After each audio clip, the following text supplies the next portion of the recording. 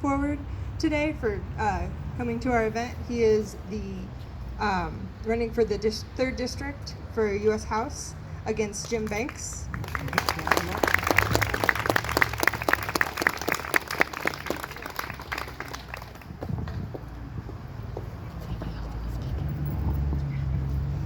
All right, so my name is Chip Coldiron. I'm a teacher. I teach down the road at Norwell High School. I teach high school science. I'm also a veteran of the military, serving 2 deployments to Afghanistan, and a former healthcare worker.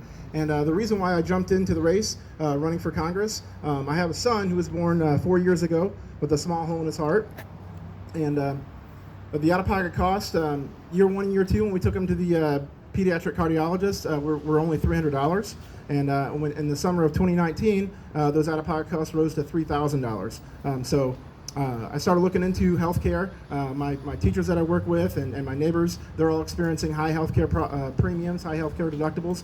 So that's why I decided to jump into the race. Our current congressman, Jim Banks, has voted several times to disband the Affordable Care Act, which disallows private industries from discriminating against pre-existing conditions, the very pre-existing conditions that my son has. So I decided I wanted to be a part of the solution.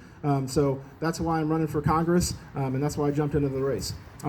So a little bit, so why we're here today. We're here to celebrate Ruth Bader Ginsburg, her life, her career. For 3 decades, she served on the Supreme Court as a justice, and she meant so much to so many. She fought for women's rights, as we know. She fought for minorities, and she fought for us to live the American dream as we seek it, without any repercussions. And although she only stood, barely 5 feet tall, she was a giant among us. Okay, and so we really owe a lot to Ruth Bader Ginsburg for all the contributions that she made to our society.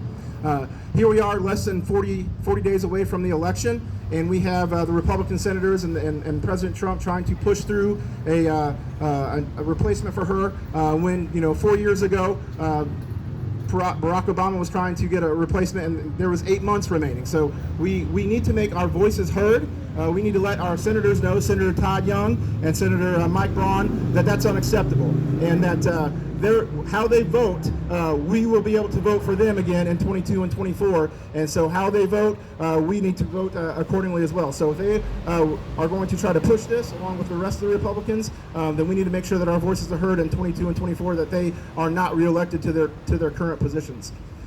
Lastly, I'll leave you with this. The election of 2020 is going to be an election of change. We have to elect leaders who are going to find solutions to our health care, so that way we all can have affordable health care. We need to elect leaders that are going to fight for criminal justice reform. And we need to elect leaders that are going to treat our environment the way that it should be, with respect.